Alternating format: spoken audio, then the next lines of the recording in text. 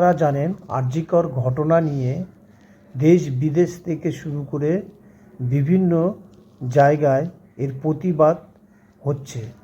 সেই মুহূর্তে আরজিকর হাসপাতালের 4 ডিনার করা ব্যক্তির পলিগ্রাফ টেস্ট হয়েছে সঞ্জয়েরও। এবং আজ সোমবার, আজকে সন্দীপ ঘোষের পলিগ্রাফ টেস্ট হওয়ার কথা আছে। এই পলিগ্রাফ টেস্টটা কি জানুন। কোনো ব্যক্তি কোনো নির্দিষ্ট বিষয় নিয়ে সত্যি কথা বলছে না মিথ্যা কথা বলছে, নাকি কোনো সত্য গোপন করার চেষ্টা করছে তা জানতেই এই বিষয়ে পরীক্ষা করা হয়। সাধারণত কোনো অপরাধ সংগঠিত হলে অপরাধীকে ধরার জন্য বা দোষীকে চিহ্নিত করার জন্য এই বিষয়ে পরীক্ষার সাহায্য নেয় তদন্তকারী সংস্থাগুলি বা পুলিশ।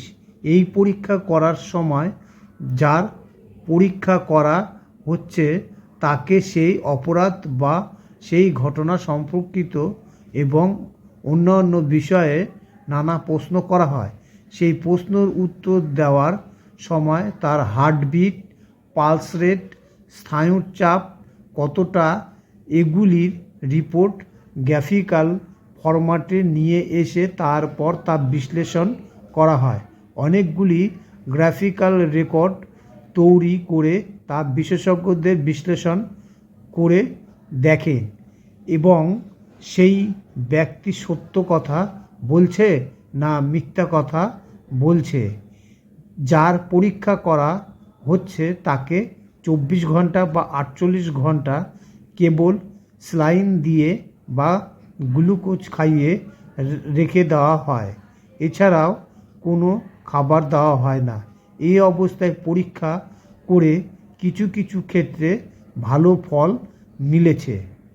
এই ক্ষেত্রে ফিজিওলজিক্যাল পরিবর্তনকে লক্ষ্য করা যায়। কোনো কিছু লুকোনোর চেষ্টা করলে বা অস্বীকার করার চেষ্টা করলে তাতে শরীরে কিছু পরিবর্তন ধরা পড়ে। হার্টবিট এবং পালসের তারতম্য দেখা যায়। যদি কোনো অপরাধ সংগঠিত হওয়ার পর অভিযুক্তের সম্পর্কে যথেষ্ট তথ্য প্রমাণ না থাকলে তখন সত্যি খুঁজে বের করার জন্য বা দোষীকে শনাক্ত করার জন্য এই বিশেষ পরীক্ষার সাহায্য নেয় গোয়েন্দারা। ধরুন কোনো ব্যক্তিকে 100টি প্রশ্ন করা হলো। এবার সেই প্রশ্নের উত্তর দেওয়ার সময় তার শারীরিক মানসিক অবস্থা ঠিক কী ছিল তার যে গ্রাফিক্যাল রিপোর্ট পাওয়া যায় সেটিকে বিশ্লেষণ করে বের করা হয় কেউ কতটা সত্যি কথা বলছে বা মিথ্যা কথা বলছে। সেখানে যদি দেখা যায় কারো সত্যি কথা বলার শতাংশ বেশি তাহলে ধরা হয় সে সত্যি বলছে। আবার উল্টো দিকে কারো যদি মিথ্যা বলার ভাগ বেশি হয় তাহলে ধরা হয় যে সে মিথ্যা কথা বলছে। তবে এক্ষেত্রে যেই রিপোর্টই পাওয়া যাক না কেন কোনো তাতে কেবল সত্যি সম্পর্কেই একটি আভাস মেলা মাত্র। কখনোই এই রিপোর্টে ধ্রুব সত্য হিসাবে মেনে নেওয়া যায় না। তদন্তের ক্ষেত্রে এই রিপোর্ট সহকারী তথ্য প্রমাণ হিসাবে ব্যবহৃত করা হয়। এই টেস্টের ফলাফল অনেকটাই নির্ভর করে যে প্রশ্ন করছেন তার দক্ষতার উপর। এই পরীক্ষার খুব সহজেই তদন্তকারীকে অপরাধী ভুল দিকে পরিচালনা করতে পারে। এই পরীক্ষা প্রমাণ গুরুত্ব খুবই কম।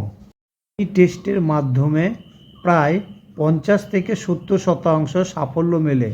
100% সাফল্য পাওয়া সম্ভব নয়। পলিগ্রাফ টেস্ট গ্রাহ্য নয় কারণ এটি 100% সত্য বলে প্রমাণিত নয়। মেশিনে সম্পূর্ণ মিথ্যা বা সত্য ধরা পড়ছে এটাও বলা যায় না। মেশিনের উপর সম্পূর্ণ আত্মবিশ্বাস নেই আদালতের। শোনা যাচ্ছে 6 জনের পলিগ্রাফ টেস্ট হয়ে গেছে। তার মধ্যে 4 জন ডাক্তার যে নির্যাতিতার সঙ্গে ডিনার করেছিলেন, তার মধ্যে সিনিয়র ডাক্তার 2 জন, একজন মহিলা, একজন জুনিয়র ডাক্তার, এরা 4 জন ডিনার করেছিলেন। এদের পলিগ্রাফ টেস্ট হয়ে গেছে। আর হচ্ছে সঞ্জয়ের পলিগ্রাফ টেস্ট রবিবারে হয়ে গেছে। আরও একজনের পলিগ্রাফ টেস্ট হয়েছে। এই মোট 6 জনের পলিগ্রাফ টেস্ট হয়েছে। সিবিআইয়ের হাতে অনেক কিছু তথ্য চলে এসেছে। তার মধ্যে হচ্ছে 58টি সবুত ইতিমধ্যে সিবিআই দপ্তরে পেয়ে গেছে। আরও অনেক কিছু মিলানোর চেষ্টা করছে সিবিআই। এই জন্যে রবিবারে সারাদিন 15 জায়গায় সিবিআই হানা দিয়ে আরও অনেক তথ্য তুলে নিয়ে এসেছে। এখানে বড় বড় রাহক বোয়াল ধরার সম্ভাবনা বেশি।